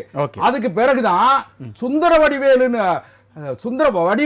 வடிவேலுன்னு ஒருத்தரை காங்கிரஸ் கட்சியினுடைய வேட்பாளராக அங்க நிறுத்தி வெற்றி பெற வச்சாங்க. அன்றைக்கு எம்ஜிஆர் அவர்கள் அம்மையார் இந்திரா காந்திக்கு ஆதரவு கொடுக்க முதலில் சம்மதித்தவர், பின்னால சம்மதிக்கல. அதனால அரசியல் சில சங்கடங்கள் என்ன வேணா நடக்கலாம். மத்திய அரசாங்கம் இன்னொன்னு சார், பால் என் காலுக்குள்ள பந்து கிடந்துன்னா யார் வேணாலும் அடிச்சு பார்ப்பாங்க. அடிக்கிற கோலா இருக்கணும் அது. ஓகே, நம்ம தொடர்ந்து பேசுறோம். நம்ம ஹரிகரன் ராஜா உங்ககிட்ட வைக்கணும். அதாவது என்னன்னா, டிஎம்கே கூட்டணியும் வந்து பிஜேபி தமிழ்நாட்டுக்குள்ளே வரக்கூடாதுன்னு அவங்க சொல்கிறாங்க. இங்கே விஜய்க்கு வந்து ஃபேவராக பேசுகிறவங்க வந்து என்ன சொல்கிறாங்கன்னா பிஜேபிக்கு அழுத்தம் கொடுக்குது, பிஜேபி வந்து விஜய்க்கு அழுத்தம் கொடுக்குது அப்படின்னாங்க. ஸோ என்ன அஜெண்டா பிஜேபிக்கு? மக்களுக்கு நல்ல ஆட்சி கொடுக்கணும், என்டிஏ கூட்டணி தமிழ்நாட்டில் ஆட்சி அமைக்கணும். இது 2 தான் அஜெண்டா. ஒன்று, மக்களுக்கு நல்லது செய்யணும். ஆமாம். ஆனால் கேஸ் சிலிண்டருக்கு போனால் வந்து கிடைக்கலையே சார். அதோட விரிவான விளக்கங்களை பல இடங்களில் சொல்லியிருக்கோம். இருந்தாலும் சொல்கிறேன், ஒரு நாடுகளிடையேயான போர், அந்த போர் பதற்றத்தில் சில விஷயங்கள் நம்ம அங்கேருந்து பர்ச்சேஸ் பண்ணுற நேரத்தில் சில தட்டுப்பாடுகள் வர்றது இயல்பு. ஆனால் ஒரு நாடு தன்னிடையே இருக்கக்கூடிய இருப்பை வெளிப்படையாக சொல்லுது. இந்திய நாட்டை பொறுத்தவரை 60 நாட்களுக்கு எந்த விதமான பற்றாக்குறையும் இல்லை. தமிழ்நாட்டுக்கு 30 நாளுக்கு வி ஹாவ் த சோர்ஸ், அதனால் எந்த பிரச்சனையும் இல்லைன்னு சொல்லியாச்சு. அதை தாண்டி வந்த தட்டுப்பாடுக்கு காரணம் சில ஊடகங்கள் பிரேக்கிங் நியூஸாக போட்டு மக்களிடையே ஒரு போரை உருவாக்கியதை தாண்டி ஊடகங்கள். ஏன்னா நான் சொந்தமாக இன்றைக்கி அனுபவித்தேன், அதனால் சொல்கிறேன். போன வாரம் போய் பதிஞ்சிட்டு வந்துட்டோம். சிலிண்டரு 4 நாளில் வந்துடும், திங்கக்கிழமை வாங்கினாங்க. இன்றைக்கி திங்கக்கிழமை போனோம், இல்லை வருஷப்படி தான் வரும், நீங்கள் இன்னும் அடுத்த வாரம் வாங்க அப்படின்றாங்க. கையிருப்பு இல்லைன்னு சொல்கிறாங்க. இந்தியன் கேஸ் ஆயில் ஏஜென்சி கையிருப்பு இல்லைன்னு சொல்கிறாங்க சிலிண்டர் விநியோகம் பண்ணுறவங்க. சார், மரியாதைக்குரிய அண்ணன் தூத்துக்குடி அண்ணன் சொன்னது போல அண்ணன் ஒரு வார்த்தை தெளிவாக சொன்னார். அந்த ஹார்மோஸ் நீர் வழியாக எந்த விதமான நாட்டிற்கும் அனுமதி கொடுக்காத இடத்துல நமக்கு அனுமதியை கொடுத்து அந்த கப்பலானது மும்பைக்கு வந்து விஷயங்கள் சரி செய்யப்பட்டு வருது. ஒரு பிரச்சனை அங்கே போயிட்டு இருக்கு. இல்ல எனக்கு எந்த பிரச்சனையும் இருக்கக்கூடாது. கையிருப்பு இருக்குன்னா அது வந்து டிஸ்போஸ் சார், கையிருப்பு இருக்கு. ஆனா இப்போ ஃபார் எக்ஸாம்பிள் ஒருத்தர் வராரு, 25 லிட்டர் கேன்ல வந்து பெட்ரோல் வாங்குறாரு. அப்ப அதோட அர்த்தம் என்ன? நாங்க சார் கவர்மெண்ட் வந்து இல்ல கேஸா இருக்கட்டும், பெட்ரோலா இருக்கட்டும், கச்சா எண்ணெயா இருக்கட்டும், டீசலா இருக்கட்டும், நாங்க கவர்மெண்ட் வந்து எங்க கிட்ட சர்ப்ளஸா இருக்குன்னு எங்கேயா சொன்னோமா? ஆனால் கவர்மெண்ட் வைக்கக்கூடிய ஸ்டாண்டர்ட் என்ன? சஃபிஷியண்டா இருக்கு, நீங்க போய் உங்களுக்கு தேவையானதை மட்டும் வாங்கிக்கோங்க, அத்தியாவசிய பொருளை மட்டும் வாங்கிக்கோங்க. நீங்க கொண்டு போய் ஒரு 10 பேர் சேர்ந்த மாதிரி பதுக்குன்னா அடுத்தவங்களுக்கு கிடைக்க வாய்ப்பு இல்ல சார். ஒரே ஆள் 25 லிட்டர் கேன்ல வாங்குறாரு பெட்ரோல். அப்ப அந்த இடத்துல பெட்ரோல் தட்டுப்பாடு வருமா வராதா? இதே போல மக்களை குழப்படிச்சு அங்கங்க பெட்ரோல் பங்க்ல 3 நாள் பிரச்சனையா இருந்துச்சா இல்லையா? இன்றைய நிலைமை என்ன? It is been normal. அதே போல சிலிண்டர் விஷயமும் பெரிய அளவுல பூதாகரமாக்கப்பட்டது. இன்னைக்கு நீங்க போன வாரம் இருக்க ஸ்டேட்டஸ் இப்ப இருக்கா? மனசாட்சியோட சொல்லுங்க. Situation is getting normal. இல்ல நான் நார்மலா தான் இருக்கு. இது நீங்க போய் ஏஜென்சில நீங்க போனீங்கன்னா அப்நார்மலா தான் இருக்கு. ஏன்னா இன்னைக்கு நான் நேரடியா போய் கண் கூட நான் பார்த்ததனால நான் சொல்றேன். நான் இல்ல சார், நான் என்ன சொல்றேன், சில இடங்கள்ல சில இடர்பாடுகள் இருப்பது உண்மை. நாங்க ஒன்றும் பூசி மொழிகி திமுக காரங்கள்ல எது பண்ணாலும் தப்பு இல்லைன்னு ஒத்துக்கிறதுக்கு, ஐ மீன் இல்லைன்னு அதை டிபேட் பண்றதுக்கு. நாங்கள் சொல்வது தட்டுப்பாடு என்பது சில இடங்கள்ல இருக்கு, சில கிராம பகுதிகளில் சில விஷயங்கள் வராம இருக்கு, உங்களுக்கே வரல கூட சொல்றீங்க. there are certain issues. ஆனா அது ஒரு கவர்மெண்ட் கையில் எடுத்து ரெக்டிஃபை பண்ணுதா, ஒரு கவர்மெண்ட் அதுக்கான ஆக்ஷன்ஸ் எடுக்குதா, அதோட மெஷர்ஸ் என்னன்றதை பார்க்கணும். நான் கண்டுக்காம இருக்குமா, அதை பத்தி பேசாம இருக்குமா, அதற்கான ஒரு நடவடிக்கை எடுக்காம இருக்குமான்றதை பார்க்கணும். துரித நடவடிக்கை. நம்முடைய வெளியுறவுத்துறை அமைச்சர் சார், நாங்க செய்தி அரசியலை விரும்புவதே இல்ல. நான் ஒரு விஷயம் சொல்றேன் கேட்டுக்கோங்க. நீங்க செய்தி அரசியலை எங்கிட்ட எதிர்பார்க்காதீங்க. நாங்கள் செய்வது செயல் அரசியல் ஒன்றுதான். எங்களுடைய வெளியுறவுத்துறை அமைச்சர் அந்த நாட்டினுடைய வெளியுறவுத்துறை அமைச்சர் பேசியிருக்காங்க. அதனுடைய விளைவா நமக்கான விஷயங்கள் வந்து சேருதா இல்லையா? ஒரு மாண்புமிகு பாரத பிரதமருடைய ராஜதந்திர நடவடிக்கை இது. இது நாட்டு மக்கள் ஏற்க தொடங்கிட்டாங்க. இன்னொன்னுங்க, ஒரு நம்ம வாங்கக்கூடிய இடத்துல இருந்து ஒரு பிரச்சனை நடக்குது, எல்லாமே இங்க சுபிக்ஷமா இருக்கணும், எந்த ப்ராப்ளமும் இருக்காது, எவன் எக்கடி போனா பரவாயில்ல, அந்த ஒரு விஷயம் ரொம்ப தவறு. போராட அங்க நிற்கணும், நமக்கு கிடைக்க வேண்டியது கிடைக்கணும்னு நினைக்கிறது தான் ஒரு நல்ல ஒரு மனிதாபிமான அடிப்படையில் நம்ம நினைக்க வேண்டிய விஷயம். மோடி அவர்கள், மத்திய அரசு நம்மை பார்த்து கொள்ளும், அதை பற்றி வரி பண்ண வேண்டாம். 3 நாள் 4 நாளைக்கு முன்ன இருக்க சிச்சுவேஷனை விட now the situation is normal. Petrol இல்லைன்னாங்க, டீசல் இல்லைன்னாங்க, பெட்ரோல் பங்க்லாம் மூடியாச்சுன்னாங்க, ஹோட்டல்லாம் வேலையை செய்யலைன்னாங்க. now the situation is getting normal. எல்லாமே பழைய நிலைமைக்கு திரும்புது. ஓரிரு நாட்களில் உங்களுடைய குறை தீர்க்கப்படும். எந்த சிலிண்டர் கடையில் உங்களுக்கு இல்லைன்னு சொன்னாங்களோ அவங்களே உங்களை கூப்பிட்டு சிலிண்டர் கொடுப்பாங்கன்றத தெரிவிக்கிறேன். ஓகே, ஏத்துக்கிறீங்களா சார்? ஒரு வினாடி தேர்தல் சம்பந்தமா ஒரு விஷயத்தை சொல்லிடுறேன். நம்ம தாவேகாவுடன் பாரதிய ஜனதா கட்சி அதிமுக கூட்டணி ஒருபோதும் பேசல. அதை எங்களுடைய தமிழ்நாடு தலைவர் ஏன் சார் ரவி பிரசாத் உங்களுடைய பிஜேபி மாநில ஊடக பிரிவு செயலாளர் ஏன் தூக்குனீங்க? ரவிசங்கர் பிரசாத் இல்ல, அவர் சொன்னது அவருடைய தனிப்பட்ட கருத்து. நான் சொல்வது இல்ல, ஒரு கட்சியினுடைய தலைவர் சார், ஒரு விஷயம் நட்ருப்பேர்ல கருத்து இல்ல, அதற்கான நடவடிக்கை எடுப்பாங்க. அதாவது ஒரு கட்சி இல்ல ஏஎன்எஸ் பிரசாத் சொல்றீங்க கரெக்ட், அதற்கு நடவடிக்கை கட்சி எடுத்துருச்சு சார். யார் சொல்லணும், என்ன விஷயங்களை யார் யார் பேசணும் ஒரு விஷயம் இருக்கு. ஒரு மாநில தலைமை பேச வேண்டிய விஷயங்களை எங்களை போன்ற தொண்டர்கள் சொன்னால் அது சரியா இருக்குமா? இப்ப நீங்களே உங்க ஆபீஸ்ல ஒரு விஷயம் நடக்குது, நிர்வாகம் முடிவு எடுக்கணுமா நீங்க முடிவு எடுத்தா சரியா இருக்குமா? நிர்வாகம் முடிவு எடுக்கணும். ஆமா. ஆனா நான் நிர்வாகத்தினுடைய லெட்டர் பேட்ல போட்டேன்னா அது நிர்வாகத்தினுடைய அனுமதியில அதான் நிர்வாகம் எல்லாத்துக்குமே இல்ல, தெரியும். அதைத்தான் நிர்வாகம் உடனடியாக கண்டிச்சிருக்கு. அந்த இதை விட்டு எடுத்திருக்குது. அது விட்டுருங்க. போகாமையா அவர் பேசுவாரு. நான் ஒரு விஷயம் வெளிப்படையா சொல்றேன். பிரசாத் வந்து அந்த டாக் போகாம அவர் ஏன்னா தலைவரோடு நெருக்கமா சார், இது உங்க யூகம் சார். அங்க பேசியிருக்காங்க, அதனால அவர் போட்டிருக்காரு. செய்தது தவறு என்று கட்சி நடவடிக்கை எடுத்திருக்காரு, அது வேற டாபிக். ஆனால் எங்களுடைய மாநில தலைவர் அண்ணன் நயனார் நாகேந்திரன் அவர்களும் எங்களுடைய கூட்டணி கட்சியினுடைய தலைமை எடுத்து நடத்தக்கூடிய மரியாதைக்குரிய எடப்பாடி பழனிசாமி அவர்களும் தெளிவுபடுத்தினாங்க, இதுவரை நாங்கள் தாவேக்காடம் பேசவில்லை. நாங்க கூட்டணி தொகுதி பங்கீடு இன்னும் ஸ்டார்ட் பண்ணாம இருக்கீங்க. தொகுதி பங்கீடு நடக்குது சார். உடனே நான் சொல்லணுமா உங்களுக்கு? நீங்க விருப்பப்படுற போல 2-3 நாட்கள் அதுக்கான வேலைகள் முடியும். ஒரு ஆர்கானிக் கூட்டணி, நல்ல ஒரு கெமிஸ்ட்ரி உள்ள கூட்டணி, நாங்கள் செய்யக்கூடிய கணக்கு தமிழ்நாட்டில் எடுபடக்கூடிய கூட்டணி இது. இவங்க கூட்டணி என்பது 9 ஆண்டா இருக்கும், 10 ஆண்டா இருக்கும், நாங்கள் கட்டிய பிரிட்ஜை விட எங்க கூட்டணி பலமா இருக்குன்னு பேசுவாங்க. ஆனா இந்த கூட்டணியால் தமிழகத்துக்கு கிடைத்த ஒரு நன்மை, தமிழ்நாட்டுக்கு கிடைத்த ஒரு திட்டம் அப்படின்னு ஒண்ணுமே இல்லை. இது ஃபெயில்டு. இந்த தியரியை மக்கள் பயன்படுத்தி பார்த்து அந்த தியரி படு ஃபெயிலியர் என்று மக்கள் முடிவு செய்துட்டாங்க. அதனால புது தியரியா என்டிஏ தியரி உள்ள வருது. அந்த தியரிக்கு ஒரு வாய்ப்பு தர இருக்கிறாங்க. இன்னொன்னு, நாங்க இந்த விஜய் சப்ஜெக்ட் எடுத்து நான் பேச வேண்டிய நிர்பந்தத்துக்கு தள்ளப்படுறதுக்கு காரணம், இப்போ ஊடகங்களுக்கு எல்லாம் ஒரு அஜெண்டா. அதாவது தாவேகா வந்தாதான் எங்களுக்கு இன்னும் வாழ்வு போலவும், தாவேகா வந்தாதான் எங்க கூட்டணி பலம் பெறுவது போலவும், நாங்கள் ஒரு இடத்துல கூட தாவேகா வந்தாதான் எங்களுக்கு பலம்லாம் சொல்ல, நாங்கள் பலம் வாய்ந்து இருக்கிறோம், அடிஷனலா யாராவது வந்தா எங்களுக்கு பலம் கூடும் என்றதை சொன்னமே தவிர நாங்கள் பலவீனமாலாம் இல்லை அது என்பதை பதிவு செய்து, இன்னொன்று கூட்டணி என்பதை பற்றி நாங்கள் முழுமையாக ஆராய்ந்து ஒரு ஆர்கானிக் கூட்டணி அமைச்சிருக்கிறோம். மக்கள் ஒரு நலன் சார்ந்த ஒரு அஜெண்டா உள்ள ஒரு கூட்டணி அமைச்சிருக்கிறோம். இதுதான் பிஜேபியோட அஜெண்டா தமிழ்நாடு. டெஃபினெட்லி. ஓகே, நம்ம பேசலாம். நந்தகுமார் சார் சொல்லுங்க, பிஜேபியோட அஜெண்டா கேட்டாச்சு, சிலிண்டருக்கு அவர் சொன்ன பதில் இதெல்லாம் நீங்க ஏத்துக்கிறீங்களா? சிலிண்டருக்கு சொன்னாங்க, சரி, அது வந்து 2 போர் நடக்குது, அதுவும் தெற்காசியாவில் பயங்கரமான போர் நடக்குது.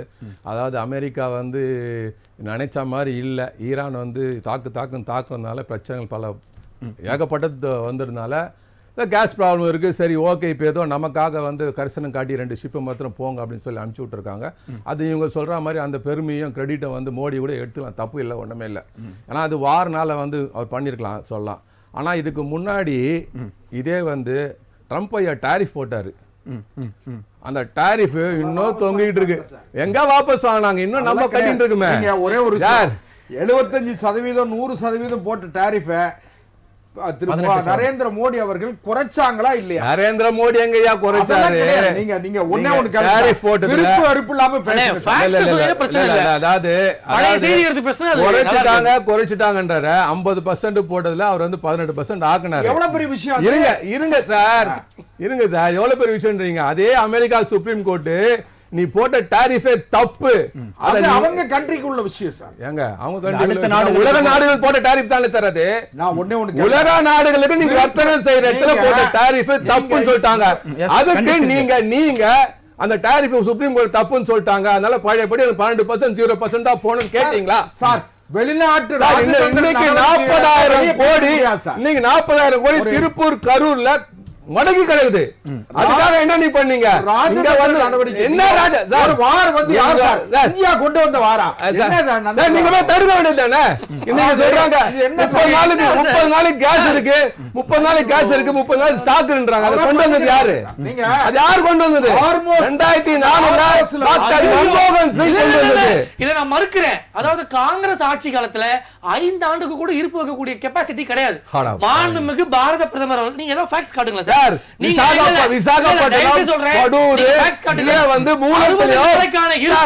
காங்கிரஸ் ஆட்சி காலத்தில் இருந்து சொன்னா இது ஜமக்காலத்தில் வடிகட்டிய பச்சை பொய்.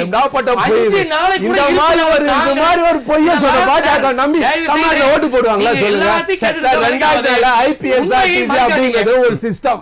அதாவது வந்து எங்கெங்கெல்லாம் விலை குறையுதோ, எப்பப்பெல்லாம் பிரச்சனை வருதோ அதுக்காக நம்ம வந்து முன்னேற்பாடாக சேமித்து வைக்கணும்னு சொல்லிட்டு 2004 விசாகப்பட்டினம், பூனே, படூர்ல கிட்டத்தட்ட $5.3 பில்லியன் கேலனுக்கு ரெசர்வாயர். நான் சொல்றேன், எடுத்து பாருங்க. யார் கட்டது? சார் 70 நாளைக்கு தட்டுப்பாடே வராது. இல்ல காங்கிரஸ் ஆட்சி காலத்துல அப்படியே ஒரு சிஸ்டத்தை கொண்டு வந்தது மன்மோகன் சிங். நீங்க எங்க போய் தெரியுது? அது இருந்த 2 லட்சம் பில்லியன் கேலன் ஆஃப் ஆயில் எங்க போச்சு? ஏன் நீங்க வாங்கல? ஏன் வாங்கல? நீங்க வாங்கி இந்த பிரச்சனை இல்ல. இப்போ சிலிண்டர்ல பிரச்சனை யார் கொண்டு வந்தது? யார் கொண்டு வந்தது? பெங்களூர்ல உங்களால கொண்டு வந்தாரு. உங்க எம்பி தான் லெட்டர் எழுதாரு முதல்ல. இவங்களோட எம்பி பாஜக எம்பி தான் முதல்ல லெட்டர் எழுதாரு. யாருக்கு? இவங்க பெட்ரோல் அமைச்சருக்கு எழுதுறார். இங்க மாதிரி இங்க வந்து கேஸ் தட்டுப்பாடு, பெட்ரோல் இல்ல, உடனே தீர்த்து வைங்கன்னு சொல்லிட்டு சொன்னார். அதுக்கப்புறமா தான் இந்த போராட்டமே வெடிக்குது. அப்ப யாரு நீங்க செயல்படுத்துறீங்களா? வேணும் நாட்டை முடக்கணுன்றதுக்காக இந்த போரும் இந்த ஜெஃப்ரிஸ் கதையை வெளில வர்றதுக்காக நீங்க மடைமாற்றம் செய்யறீங்களா? சொல்லுங்க. மடைமாற்றத்தை பத்தி இவங்க எல்லாம் பேசலாமா? சொல்லுங்க. இந்த கூட்டணி பேசலாமா? 2004 நாங்க கட்டினமா இல்லையா? எப்படிப்பட்ட அட்டா போய் சொல்லி இவங்க ஏமாத்த பாக்குறாங்க. இவங்களுக்கு தமிழ்நாட்டுல ஓட்டு போடுவாங்களா? தமிழ்நாட்டுல மோடி ஐயா பலமுறை வந்த தமிழ்நாட்டுக்கு. மோடி ஐயா பலமுறை வந்த தமிழ்நாட்டுக்கு. அப்பப்ப வந்தாதான் ஒரு 10 லட்சம் ஓட்டா எங்க பக்கம் வரும். ஏன்னா இந்தியால இல்ல, ஒரே ஒரு தமிழ்நாட்டுல பிடிக்காத ஒரே முகம், 1989 பிடிக்காத ஒரே முகம், தமிழ்நாட்டின் பொது எதிரி அப்படி யாருன்னா பாஜக மோடி. அவங்களுக்கு ஒரு ஓட்டு அந்த ஒரு ஓட்டு இந்த தோட்டோட போறாங்க. தோட்டோட போறாங்க. இன்னைக்கு ஒரு நெரேட்டிவ் செட் பண்ணிருக்காங்க. இன்னைக்கு ஒரு சரியா நெரேட்டிவ் செட் பண்ணிருக்காங்க. அது போய் அது பாஜகவால் ஏற்படுத்தப்பட்ட ஒரு நெரேட்டிவ். இல்ல இந்த எமோஷன்ஸ் மதிக்கிறோம் சார். நீங்க டான்ஸ் கேள்விப்பட்டிருப்பீங்க, கஞ்சா டான்ஸ் கேள்விப்பட்டிருக்கீங்களா? ரோட்ல கஞ்சாவை போட்டு ஆடுறாங்களா இல்லையா? அதெல்லாம் வருது.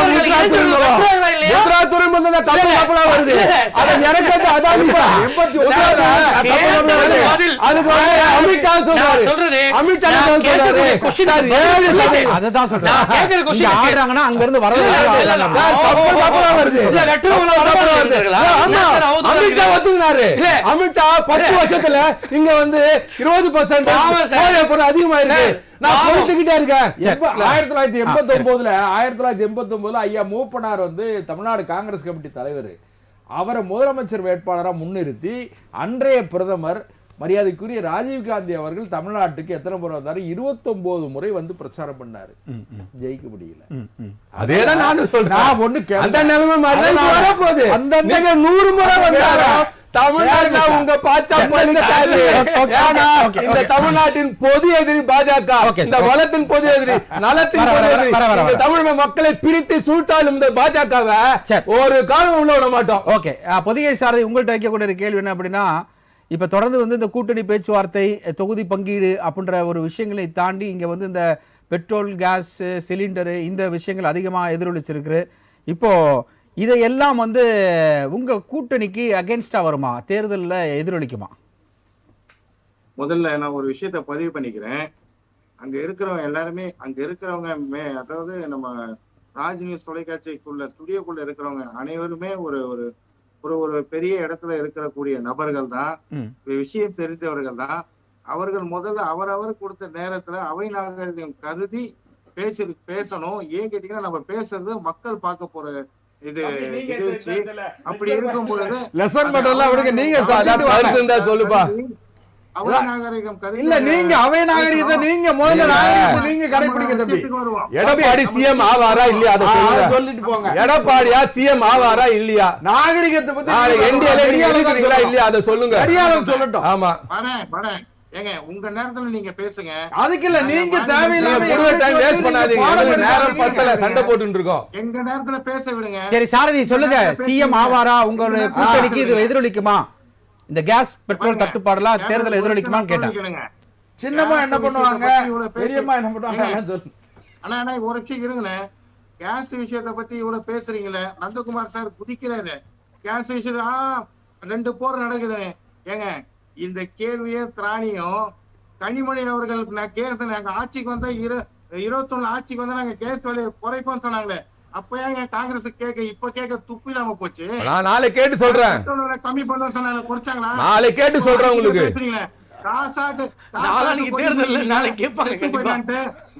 கள்ளக்குறிச்சிக்கு வேங்க வயலுக்கு பேச துப்பு இருந்ததா காங்கிரஸுக்கு? நாளை கேட்டு சொல்றாங்க. திமுகவை எடுத்து ஒரு போராட்டம் பண்ணிருப்பீங்களா?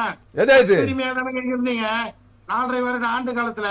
தீய சக்தி திமுகவுக்கு காங்கிரஸ் எப்படி இதெல்லாம் வச்சு எப்படி நீங்க ஓட்டு கேட்ப போவேன்னு மாத்தட்டி பேசுறீங்க. கேவலமா இல்லையா உங்க அரசியல? காங்கிரஸ் எப்பவுமே தீய சக்தி, திமுக அடிமைதான். சாரதி, நம்மளுடைய வார்த்தைகளை கவனமா கையாளுங்க. இல்ல போராடுறது உண்மை, போராடுறாங்கல்ல. அடிமைத்தனத்தெல்லாம் பத்தி பேசாதீங்க. நான் டீசெண்டா பேசுறவன். அடிமைத்தனத்தெல்லாம் பத்தி பேசாதீங்க. ஐயா எப்படி போனாரு, 3 கார் மாறி எப்படி போனாரு, தலையில எப்படி துண்ட போட்டு வந்தாரு, இங்க வந்து யாரு வந்து சொன்னாங்க, எல்லா கதையும் இங்க தெரியும். தயவு செஞ்சு வந்து நீங்க உங்க கூட்டணி ஏன் டிலே ஆச்சு அதுக்கு முதல்ல பதில் சொல்லுங்க. நீங்க பேசுறது இங்க டிபேட் நடத்தலங்க. நாங்க டிபேட் நடத்தல. சாரதி, அடிமைத்தனத்தை நீங்க பேசாதீங்க. கொத்தடிமைங்க நீங்க. நீங்க பாஜக கொத்தடிமை. நீங்க எல்லாத்தையும் எழுதி கொடுத்துட்டு வந்து கைய கட்டி நிக்கிறாரு. உங்களால வந்து இங்க ஒண்ணுமே பண்ண முடியாது. கிடையாது. 70 சீட்டு கேக்குறாங்க. நீங்க அடுத்தது வந்து அவங்க கிட்ட ஆட்சியில கூட கூட்டணியோட நீங்க இல்ல. அதை நீங்க புரிஞ்சுக்கங்க. சரி, right, okay, okay sir. Okay Sarathi, நிறைவான கருத்து ஒரு வரியில. நிறைவான கருத்து எங்கெங்க பேச விட்டீங்க? இல்ல, நான் கொடுத்த நேரத்துல நீங்க வேற மாதிரி பேசுனீங்க, அது முடிஞ்சிருச்சு. நிறைவான கருத்து பேசுறேன்னு இல்ல, வேற மாதிரி பேசுறதுக்கு இல்லங்க. இதெல்லாம் கேள்வி கேட்காத காங்கிரஸ் மற்ற திரும்ப நிறைவான கருத்து சாரதி, மன்னிக்கணும், நிகழ்ச்சியினுடைய நிறைவான கருத்து. இப்போ நடக்கிற இந்த கேஸோட இஷ்யூக்கு வந்து அது ஒண்ணுமேல முடிஞ்சு போச்சு. அது கூட இவ்வளவு பெரிய விஷயமா பேசணும் அவசியமே இல்ல. இல்ல, இது இந்த தேர்தல்ல எதிரொலிக்குமான்னு என்னுடைய கேள்வி. அந்த விட்டுருங்க. தெளிவாக பதிவு பண்ணிட்டாங்க. மத்திய அரசு தெளிவா பதிவு பண்ணிருச்சு நமக்கு கையிருப்புகள் இருக்குன்னு. அப்புறம் எதுக்கு இதை வச்சு நீங்க அரசியல் பண்றீங்க? ஓகே, நன்றி. பண்ணாதீங்க. நன்றி. மக்கள் முட்டாள்கள் இல்ல. வருகிற சட்டமன்ற தேர்தலில் திமுக, தீய சக்தி திமுக மற்றும் கூட்டணி கட்சிகள் படுதோல்வி அடையும் என்றதை நான் பதிவு பண்ணிக்கிறேன். நன்றி. உங்களுடைய நிறைவான கருத்து ஒரே வரியில. அமைய போகிற 2020 விஜயினுடைய இல்ல கேப், அதாவது அமைய போகிற 17வது சட்டமன்றத்திற்கான 2026 தேர்தல் ஏப்ரல் மாதம் 23ஆம் தேதி நடக்கிற தேர்தல் முடிவு இதுவரை இல்லாத அளவிற்கு யாரும் எதிர்பார்க்காத விசித்திரமான தேர்தல் முடிவாக இருக்கும். தேர்தலுக்கு பிறகான கூட்டணிகள் மாற்றம் இருக்கு பாருங்க, அதெல்லாம் நாம நினைச்சு பார்க்க முடியாத கட்சிகள்லாம் ஒன்றுக்கொன்று இணைந்து ஒரு கூட்டணி அரசை நோக்கி தமிழ்நாட்டு மக்கள் தீர்ப்பளிக்க போகிறார்கள் என்பது என்னுடைய கருத்து. நன்றி. உங்களுடைய நிறைவான கருத்து ஹரிஹரன் ராஜா. சார், நம்ம தமிழ்நாட்டுடைய கல்ச்சர் என்னன்னா, சாதாரண ஒரு குடும்ப திருமண விழால பத்திரிகையில பேரை கீழே மேல போட்டாலே கோவப்படுவோம், பத்திரிகையில பேர்ல கொஞ்சம் முன்ன பின்ன போட்டாலே அவ்வளவு ஆத்திரப்படுவோம். சின்ன விஷயத்துக்கு கூட அவ்வளவு நம்ம வைராக்கியமும் கர்வமும் ஒரு பாரம்பரியத்தையும் கலாச்சாரத்தையும் கற்றுக் கொடுத்த ஒரு மாநிலம் இது. இந்த எக்ஸாம்பிளை ஏன் சொன்னா, அப்படி ஒரு சின்ன விஷயத்துக்கு கூட கோவப்படக்கூடிய என் மக்கள் இவங்க இவ்வளவு பெரிய ஒரு துரோகத்தை, நம்பிக்கை துரோகத்தை, சொன்னதை எதுவுமே நிறைவேற்றாத அந்த கூட்டத்தை எப்படி மக்கள் ஏற்பாங்க அப்படின்ற கேள்வியே நாங்கள் வெகுஜன மக்களிடையே வைப்போம். இந்த என்டிஏ கூட்டணி தமிழ்நாட்டில் ஆட்சி அமைப்பது என்பது கால சுழற்சியின் கட்டாயம்.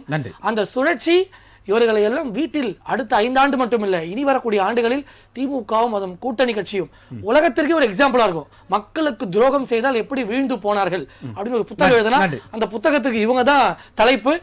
மக்களுக்கு 2026 மே மாதம் வரக்கூடிய எலெக்ஷன் ரிசல்ட்ல என்டிஏ கூட்டணி தான் தலைப்பு செய்தியாக வரும். நன்றி. உங்களுடைய கருத்தும் நிகழ்ச்சியோட. அதாவது ஒரு புத்தகம் எழுதலாம் சொன்னாரு. அதாவது வந்து துரோகம் செஞ்சா எப்படி வந்து நாடு ஓட்டு போயிடுவாங்கன்னு சொல்லி புத்தகம் எழுதலாம் சொன்னாரு. அந்த புத்தகத்துல வந்து எப்படி திருட்டு ஓட்டு போட்டு ஜெயிக்கலாம்னு எழுதி கொடுத்தாங்கன்னா வர கட்சிகளுக்கு ரொம்ப நல்லா இருக்கும். ஏன்னா சொன்னது ஒண்ணுமே செய்யல. 2014 வந்ததுல இருந்து எல்லாமே பாரதி ஜும்லா பார்ட்டி, ஜும்லா எது கேட்டாலும் பாரதி ஜும்லா பார்ட்டின்னு சொல்லி ஏமாத்திட்டே வந்துட்டாங்க. ஆனா தேர்தலில் மாத்திரம் ஜெயிச்சுட்டே இருப்பாங்களா? எப்படா ஜெயிக்கிறாங்க பார்த்தா ஓட்ட திருடு மிஷின்ல திருநாங்க, ஆலமா திருநாங்க, ஃபாரின்ல இருந்து கூட்டு ஓட்டு போடுறாங்க. இப்படி எல்லாம் ஓட்டு போட்டு அதையும் நீங்க சேர்த்து சொன்னீங்க ரொம்ப நல்லா இருக்கும். இந்த திருட்டு கம்பெனி தமிழ்நாட்டுக்குள்ள வரவே முடியாது. ஒரு சின்ன விஷயம், 2004 IPSRTC இங்க ஒரு ரிசர்வாயர், ஆயில் ரிசர்வாயர் வச்சிருக்கதே தெரியாத தம்பி பேசுறாரு. இதெல்லாம் வந்து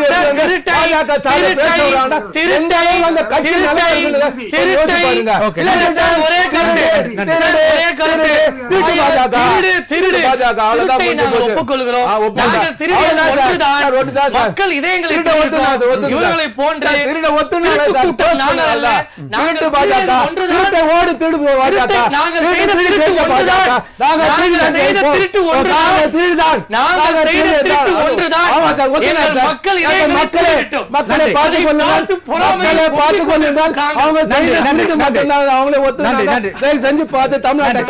நிகழ்ச்சி வந்து கலந்து கொண்டதற்கு ராஜ்சேதி நன்றிகளை வாழ்த்துக்களை வணக்கங்களை தெரிவித்துக் கொள்கிறேன்.